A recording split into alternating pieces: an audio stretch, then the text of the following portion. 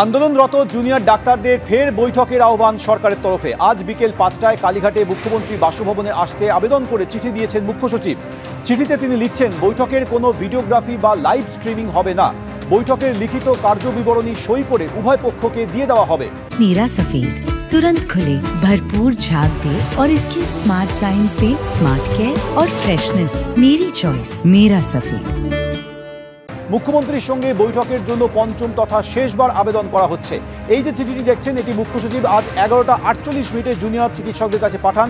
চিঠি পাঠিয়ে তিনি বলেন যে আজ 4:45 কালীঘাটে আসতে বলা হচ্ছে এবং বিকেল 5:15 পর এই বৈঠক হবে মুখ্যমন্ত্রীর উপস্থিতিতে। এবং সেই চিঠিতে মুখ্য সচিব তিনি লিখছেন যে বৈঠকের লিখিত কার্যবিবরণী সই করে উভয় পক্ষকে দেওয়া হবে।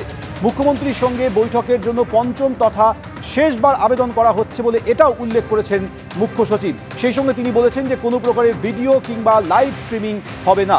একই সঙ্গে মুখ্য সচিব এই চিঠিতে লিখছেন সুপ্রিম কোর্টে সেই নির্দেশিকার কথা উল্লেখ করে তিনি আজ বিকেল 5টায় মুখ্যমন্ত্রীর সঙ্গে বৈঠকের জন্য আহ্বান জানিয়েছেন জুনিয়র চিকিৎসকদের। তিনটি ছবি আপনারা দেখতে পাচ্ছেন। একদিকে দেখতে পাচ্ছেন নবান্নে যে বৈঠক ভেস্তে গিয়েছিল, এরপর কালীঘাটে বৈঠক ভেস্তে যায়, আর আজ মুখ্য সচিব ফের চিঠি দিয়ে বিকেল 5টার সময় মুখ্যমন্ত্রী বাসভবনে বৈঠকের জন্য আহ্বান জানিয়েছেন।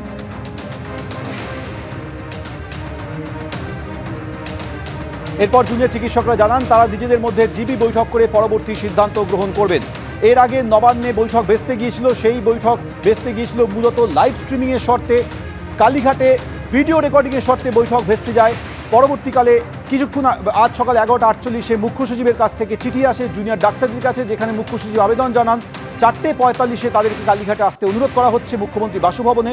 বিকেল 5টার সময় মুখ্যমন্ত্রী উপস্থিতিতে এই বৈঠক হবে। কিন্তু কয়েকটি কথাও উল্লেখ করেছেন মুখ্য সচিব, যেখানে তিনি বলছেন যে ভিডিও রেকর্ডিং কিংবা লাইভ স্ট্রিমিং হবে না। বৈঠকের লিখিত কার্যবিবরণী অর্থাৎ মিনিটস সই করে উভয় পক্ষকে দেওয়া হবে। মুখ্যমন্ত্রীর সঙ্গে বৈঠকের জন্য পঞ্চম তথা শেষবার আবেদন করা হচ্ছে বলেও স্পষ্ট উল্লেখ করেছেন মুখ্য সচিব।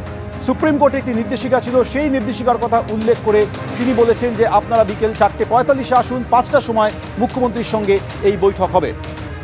সরাসরি চলে যাব আমাদের প্রতিনিধি অরিত্রিক ভট্টাচার্য এই মুহূর্তে রয়েছে। অরিত্রিক, এখন থেকে 2.5 ঘন্টার মাথায় এই বৈঠক শুরু হওয়ার কথা, চিকিৎসকরা কি বলছেন?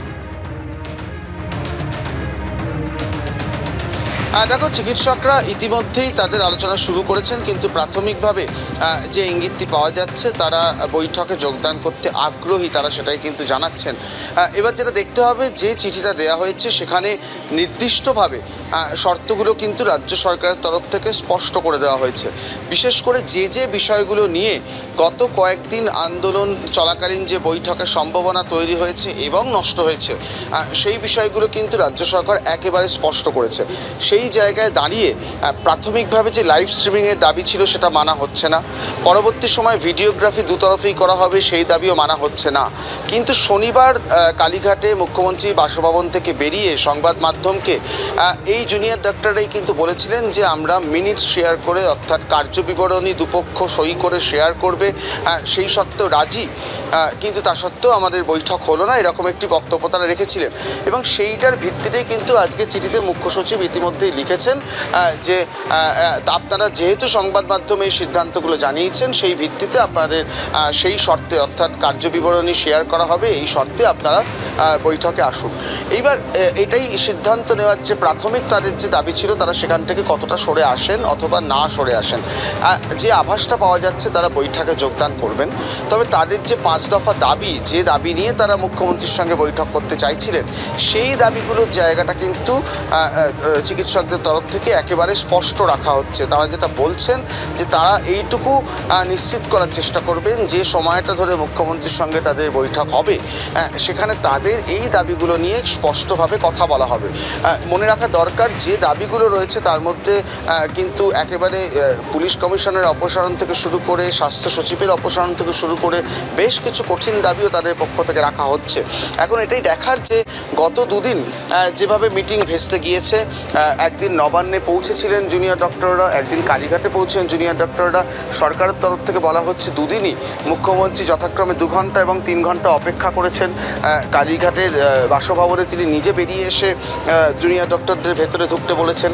এই সার্বিক পরিস্থিতির মধ্যে দিয়ে পুরো বিষয়টা যাচ্ছে এবং সেই জায়গায় এই যে পঞ্চম এবং শেষবারের চিঠি কোট অ্যান্ড কোট যেটা মেনশন করা হচ্ছে যে শেষবারের মতন সরকার আহ্বান জানাচ্ছে, সেই ডাকে জুনিয়র ডক্টররা সাড়া দেবেন কিনা সেটা যেমন একটা বড় প্রশ্ন। প্রাথমিকভাবে সাড়া দেওয়ার ইঙ্গিত মিলছে বটে, কিন্তু সেই বৈঠক হলেও যে দাবিগুলো রয়েছে, যে 5 দফা দাবিতে তারা আলোচনা চাইছেন, সেই দাবির জায়গা পূরণের জায়গা কতটা স্পষ্ট হবে এই সবটাই কিন্তু আজকে দেখার বিষয়। এবং তার উপরে নির্ভর করছে জুনিয়র ডক্টরদের এই অবস্থান অথবা তাদের কর্মবিরতি, সেটা কি চেহারা নেবে আজকের পর। তার ফলে আরও কিছুক্ষণের অপেক্ষা করতে হবে। ইতিমধ্যেই বেশ কিছুক্ষণ হলো জেনারেল বডি মিটিং শুরু হয়ে গিয়েছে, যেটা এক্ষুনি আমরা খবর পাচ্ছি এখনো পর্যন্ত 3টে থেকে 3:30-র মধ্যে তারা বেরিয়ে তাদের বক্তব্য সংবাদ মাধ্যমে জানাবেন এবং অবশ্যই সেই বক্তব্য চিঠি লিখে মুখ্য সচিবকেও তারা মেল করবেন।